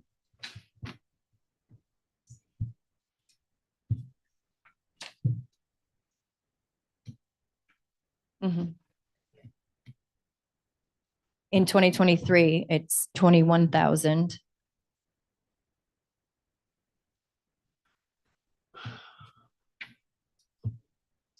Would that be 2022 Right, if it was the previous budget? The 57 would be 2023, right? Yeah. 21,086 in 2022. Yes. Right, okay.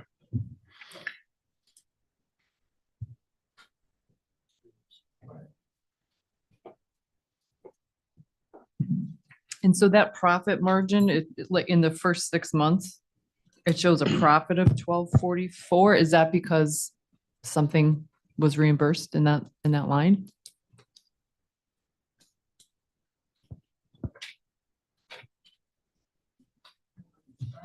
I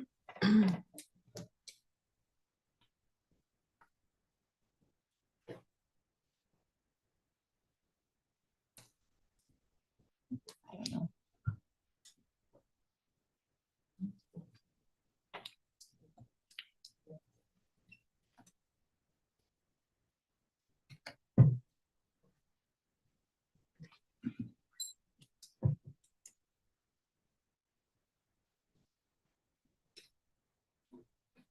We can wait on an answer.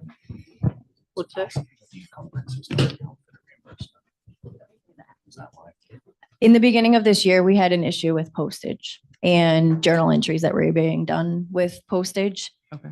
And I don't know why that's a negative 1,244, but I'm going to say that it's probably because of that issue.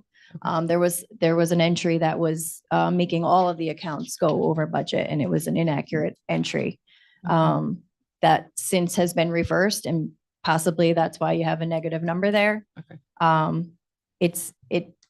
As far as I know, it was corrected, but I probably will have to look into that further. Okay, thank you. Thanks.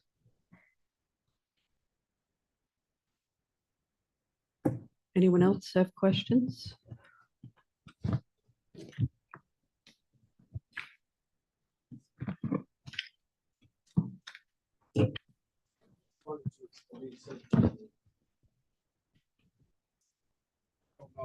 I don't know if it would be helpful or not, but just the relationship between current budget, first 6 months and last 6 months. You just notice that it's a formula that's applied in the budget process. The first 6 months are subtracted from the current budget, and that's how you get the last 6 months. Council President. Councilman Farrer. On that note, though, that would mean that the totals are incorrect, right? Because if the money was spent, we're not going to get the money back. And so I understand it's a formula, but if you look at the total for Code 1, 63,889.72,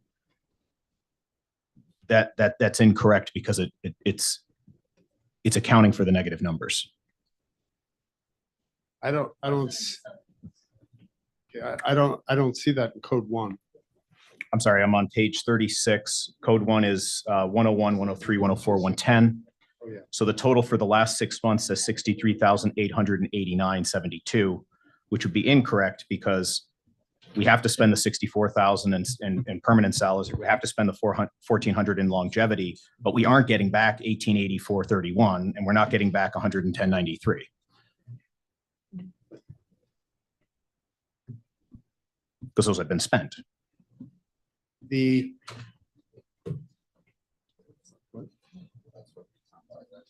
That's where the comp buyouts come. It's Yeah. reflecting as a negative, not that you have that left to spend.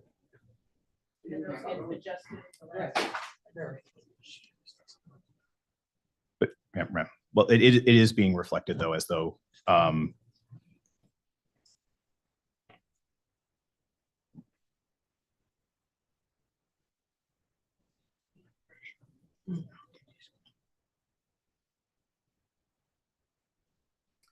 oh, I see what you're saying. You're saying that, okay, I follow. So those totals will add up to the current budget then, if I were to do that. Yes. Okay, understood. Thank you, appreciate that.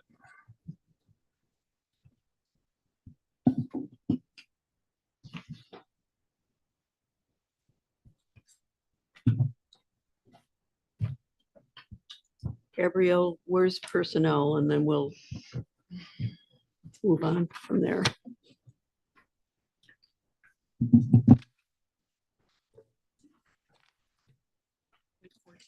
To 51.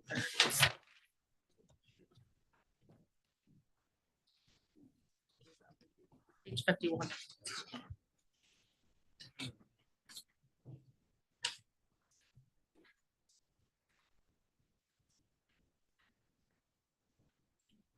Just 71? 51. 51.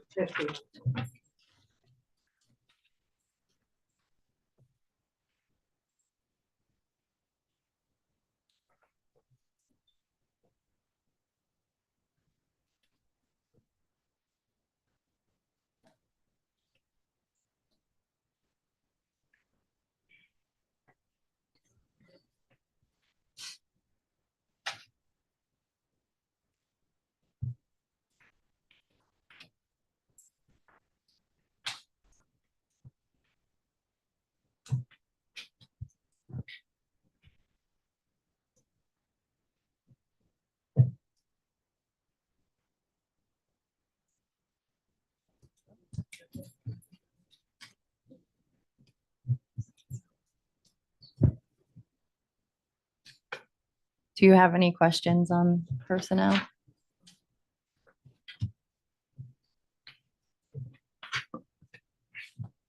Council President, Councilmember Brosnan, for longevity, for line item 110, it's budgeted for 1,000. First 6 months is 400, and then the last 6 months estimation is 2,200. Is it? It's based on the longevity of the people that are in the office. Okay. And council member too, just to know, because I know we keep coming back to here. That's just, that estimated last 6 months is just showing you what's left in the budget amount. It doesn't mean that that's actually been spent or anything yet. Oh, understood. Council President, Councilman Vera, the salary savings here, is that a delayed hire? I believe so, but let me give you a definite I'll reserve answer. that question unless it's like over like $5,000 or something.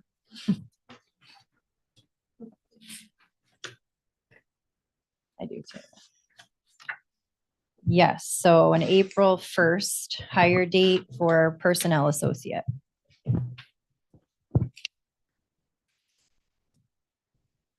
And that's a currently vacant position? That's correct. Just so the council is aware, just to add there, it was, all these were not random. We, obviously sat down with the department heads, et cetera, regarding their needs. And, if at some point next year, something changes, obviously, we would come to the council.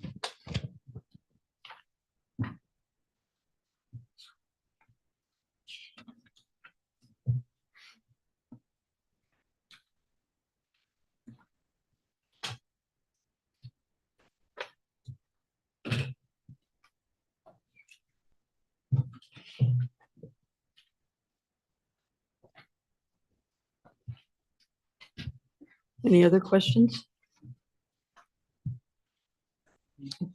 Council President, Councilmember McLaren, is this the personnel associate that's at 0? Is that a vacant position that's not going to be filled?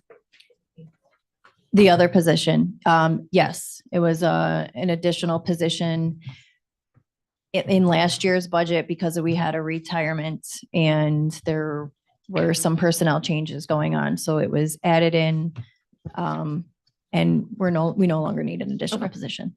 Thank you.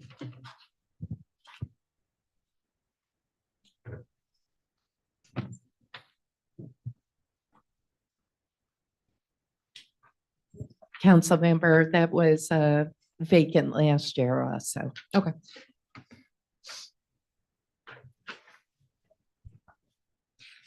any other questions?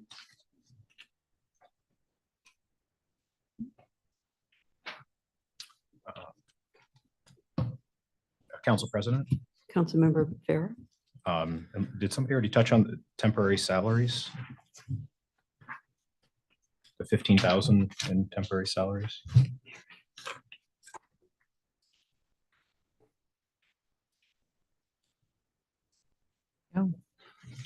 So we currently have a temporary personnel associate who's returned and performing some of the duties.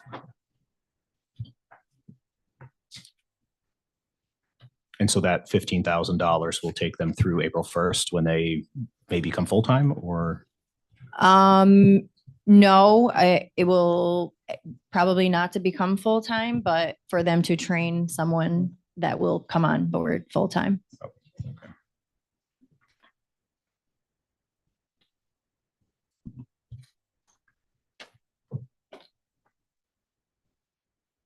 Council President. Councilmember McLaren. A position like that does not draw on the, or does it draw on the pension and the health? There's no benefits or anything associated with that. For the temporary salary? Yeah. Well, no, this person is a retiree, so Okay. yeah, they're not.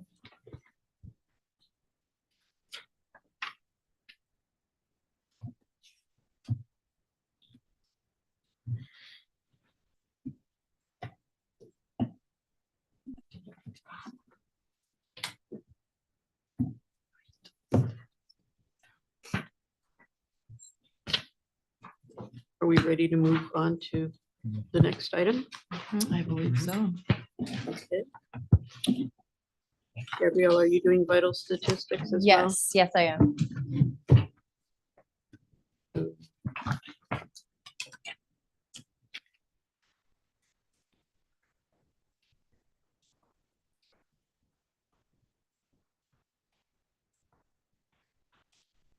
You have that page number? 121? Thanks.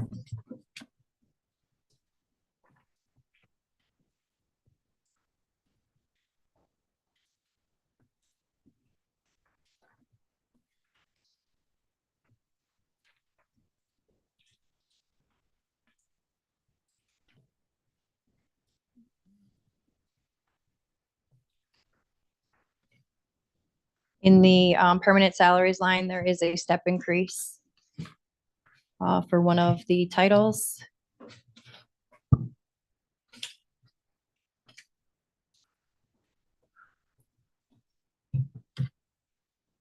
Yes.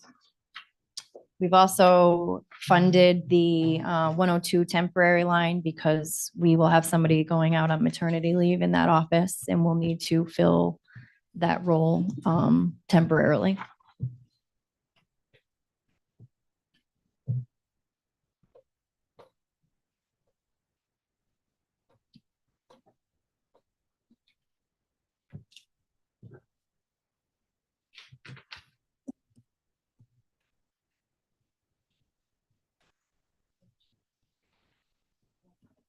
Real quick, Heather's doing a phenomenal job at Vital Statistics, and maybe you can just let them know what Heather did digitalizing all the records, et cetera.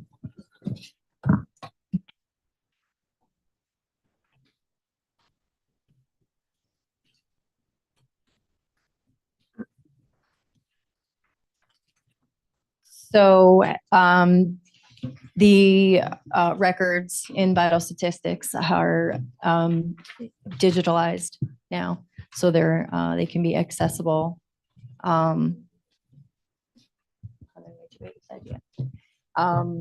It hasn't come to fruition yet, but it is in the works of becoming digitalized.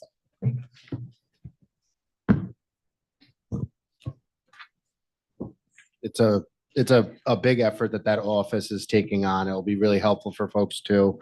And we ask, some folks too, it's kind of happening in batches. So unfortunately, if some residents or anyone goes to get certain records, they might temporarily not have access to them, for a short period of time. But yeah, no, just another thing that's bringing us into modern times.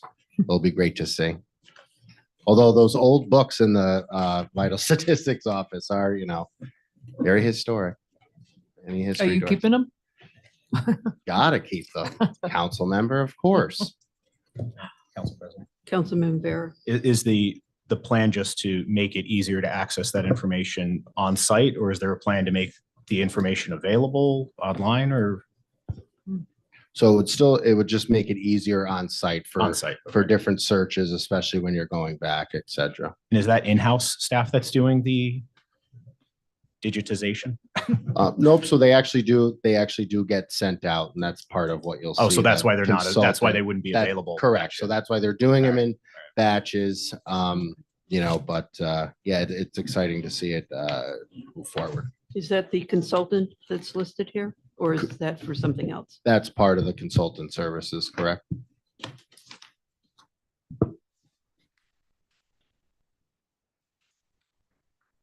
Get back to you too. I think Heather her office was successful getting a grant, also small grant to help with the effort. I'll get back to you, but I could have sworn it was like a $5,000 state grant.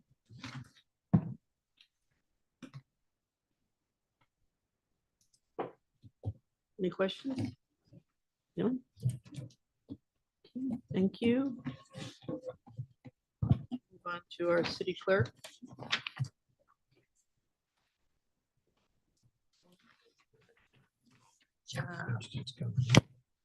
Page 43.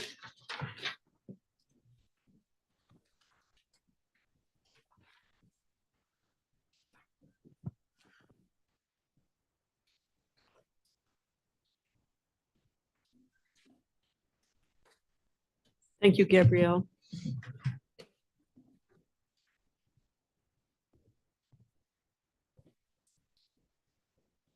All right. You're up, Maria. I'd say my biggest difference is my consultant services, which is the dog account. That's taking care of the dogs. I guess was a blessing in disguise with the Mohawk situation. It's as temporary as we want it to be. It's the situation we're in, and it's like saving us money over time. So everything else pretty much is similar. Salaries are the same. And do you feel comfortable with that amount? Yeah. You think that will cover Yeah. the needs that Yep. you are anticipating? Yeah, we have, our little team. We have, I probably daily meetings, weekly meetings about just how we can try to improve it, make it better, what's working, what's not working. And yeah, no, I think that works. We're doing pretty good with food. People have actually donated, which is great. People are asking if they can donate their time, which, we can't do just for legal purposes, God forbid something were to happen. But people are dropping off specific food that we're feeding the animals, toys, beds, which is definitely helpful. And, we'll try to ride that wave as long as we can. But yeah, I think that's enough. Helping out with any emergency vet bills that come up, any, our contract that we have with Saratoga, that's kind of, it's not a specific, back in the day, Mohawk, it was, $8,000 to $9,000 every single month. Saratoga, sometimes it's $1,200, sometimes it's $3,000. So it just depends.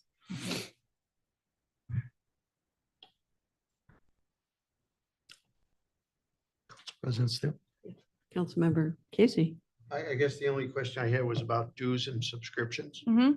Seems it's less, what is that? So our website changed. We used to go through, I can't remember, something Monkey. No, it wasn't Monkey. Yeah, no, I can't remember what it was called. It was something that we used to pay for with like meetings and putting things out to the public. I'd have to go in there and, that's how we upload everything. So that changed, and some clerk maintenance, like the way we do our systems with when customers come to our window. That's changed a little bit too, just with some enhancements. So it's a little less. Was it MailChimp? MailChimp, yes. Monkey. Mail- I Yes. was thinking the same thing. Gosh, wow, I can't believe you thought about that. Wow, I was on the right track. You That was were. good. Okay. I use it, so I know. Yeah. So we don't have MailChimp anymore, and we have our new website, so. Council President, Councilmember Vera. what's the repairs and maintenance used for? I felt like you just were maybe saying that you were making some improvements or. Repairs and maintenance, that might be, Our intercom system. Well, yeah, is our batteries under there? No, but seriously, it looks like in general, I think 5,000's been spent every single year. I'm just yeah, I curious think what it is. that one and the dues and subscriptions, I go back and forth with, like legal notices and Times Union for you guys, Trey Record. So those are some of those. There's our systems that we use to when like people come to do their dog, I can't think of the word, like renewals and things like that, like our system, like it's, that's what it goes all towards.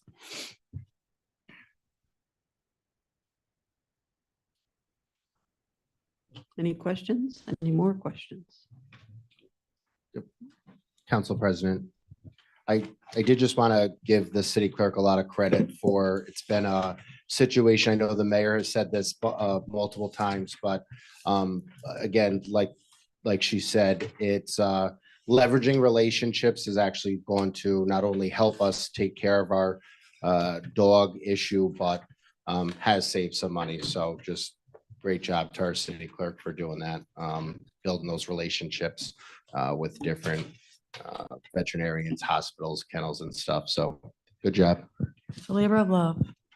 And just internally, from Joe Maz to Joe Martin to DPU, who actually has helped provide water to the temp shelter, et cetera, the ventilation, just once again, the team effort. I can't say enough about the department's coordination and just working together to really provide safer streets, because we don't want, obviously, these dogs to be running rampant along the streets. God forbid.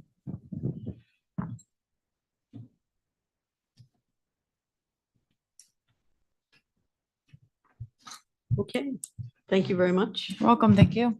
Moving on to city council. Yeah. Just amazing. Is that 8:10?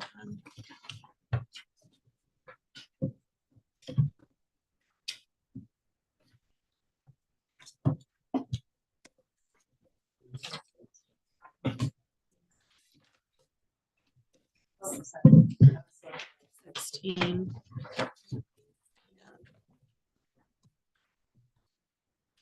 Any questions?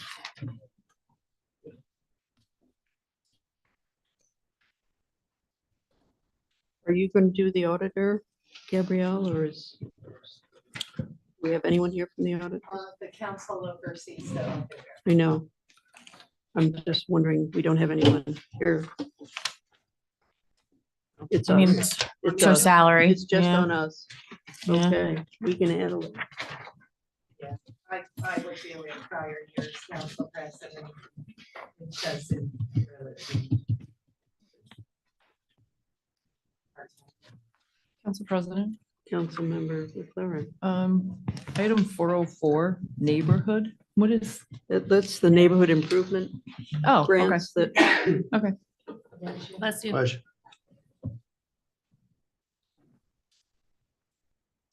And, just the auditor comes out of the council's budget. That's what that It's consultant on line page is. 29, if Yep. anyone is done with council.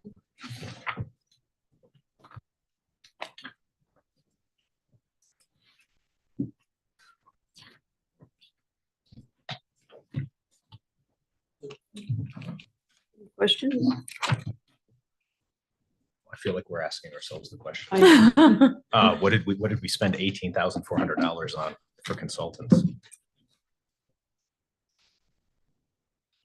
In the council or in the, Yeah, am I looking at the right page or no? that's the auditor. They said the auditor comes out of the. The consulting. outside auditor, Bonadio. Oh, that's. Right, are we not on? Are you talking about temp salaries? Be on the wrong page. I was looking at the council. Yeah. Oh, I'm sorry. I Bonadio. was still back on council. Yep, Bonadio. That's what that is. Okay. Yes. All right, now you're- Now we're moving. All right. All right.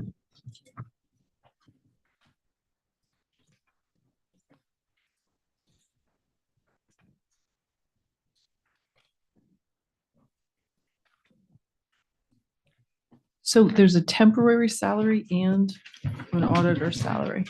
Yeah, I was just gonna ask that myself. I don't understand. It's the same amount. Same amount. Does anybody, do you know what that's for? Item 102, that's fine. 102 is temporary salary. So you're looking at like the summary in the beginning with the temporary salaries and Yep. then the detail of the 102 on Okay. the other page. It's the All same. right, okay. Yep. Thank you.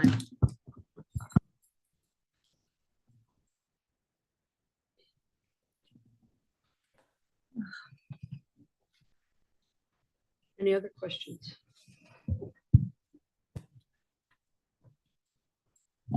Maria, did you have something you wanted to say? Oh, okay. We can stay longer. Well, I'm wondering, because in the past, Mayor, we've had a different type of budget presentation. And it's a little, for those of us who've sat through it, this is frustrating in some respects. I understand the circumstances that we've been under. I commend the staff for stepping up and doing all that you have been doing. But I have to say, personally and not politically, this was very frustrating to receive this budget moments before midnight and to receive it only in electronic format. This was a deviation from the past. It's not what we have come to expect in the city of Troy. We can blame all we want, but it's a fact of life. And it was extremely difficult over the weekend to scroll a document that was not searchable. In the past, the budget was searchable. There was no index, so we couldn't even find what page. If we were looking for a particular department, we couldn't find that. And we only received the budget this afternoon. I'm very grateful to Maria for delivering it to me. But that really doesn't give us sufficient time to go through this. So I would be remiss if I did not point that out. Going forward, when we have a controller and when things are in a better place, I certainly hope that this is not the new normal. If I may, When I finish, you I can thought certainly you were speak. done, Council President. No. We will be going through the revenues at a different time. Is that the plan? As the departments are? Okay. Okay, so a couple things, Council President, if I may.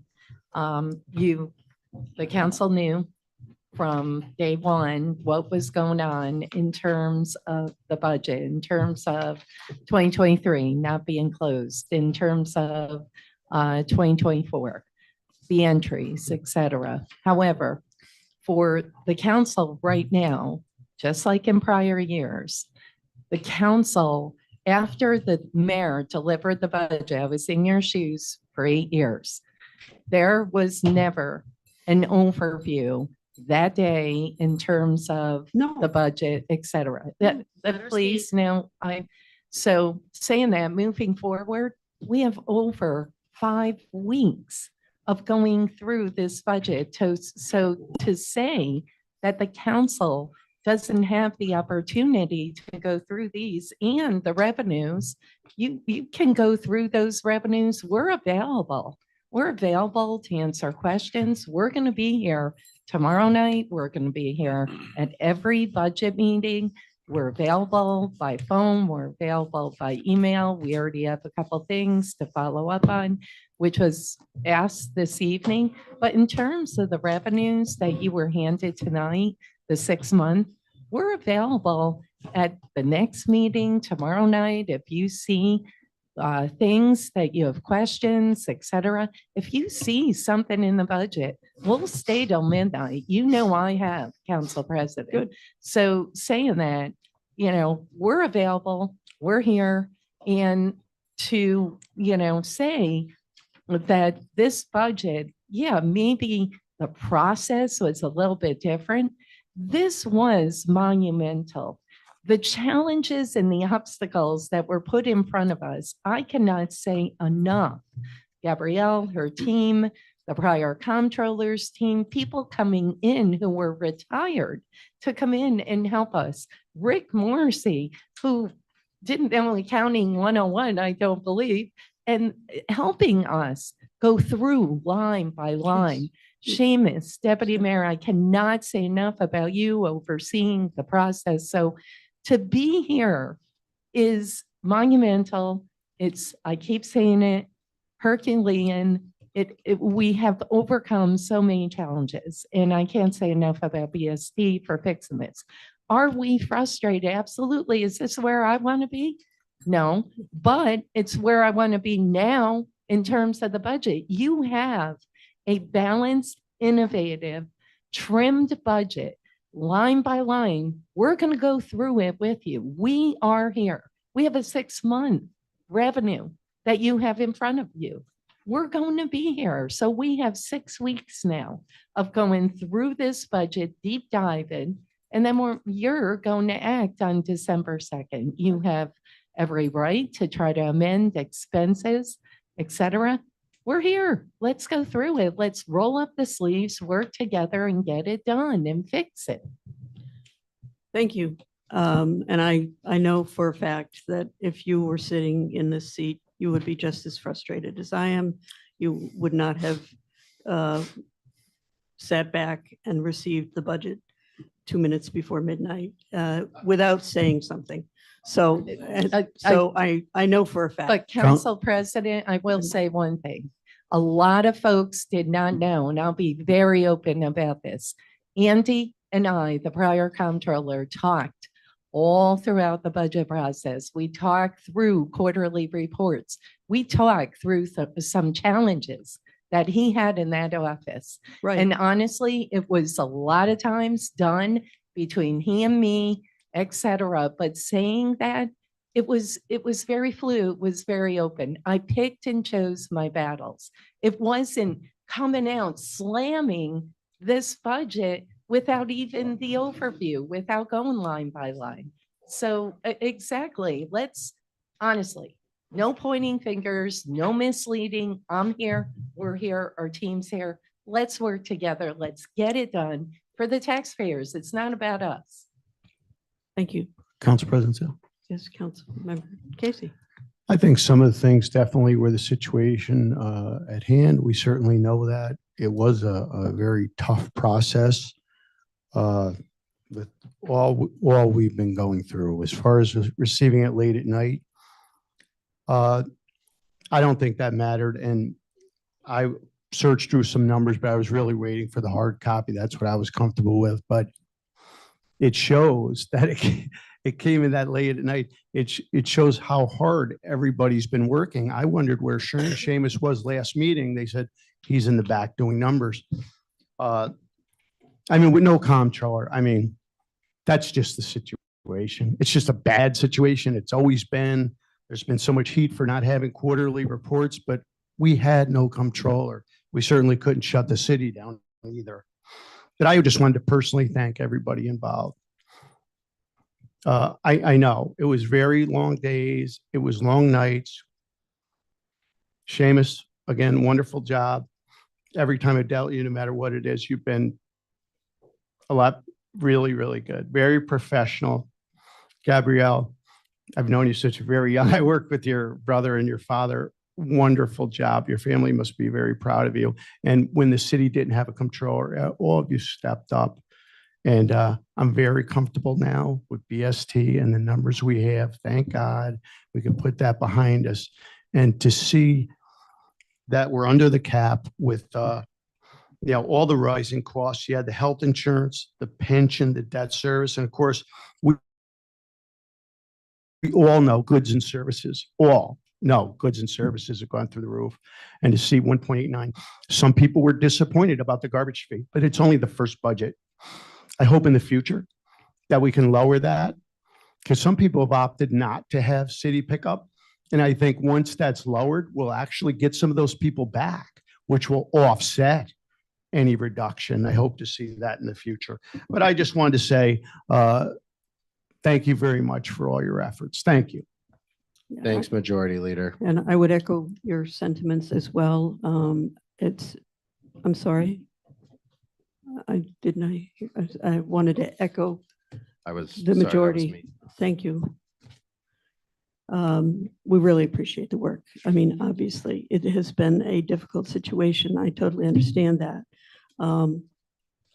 Bear with us.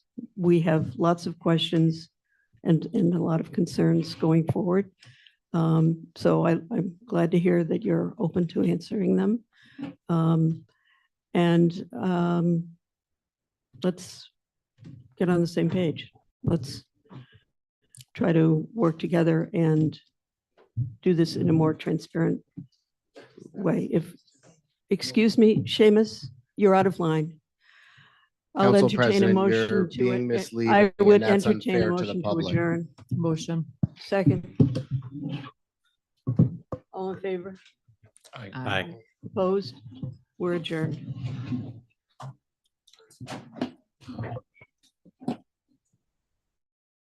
He's got to learn to behave himself.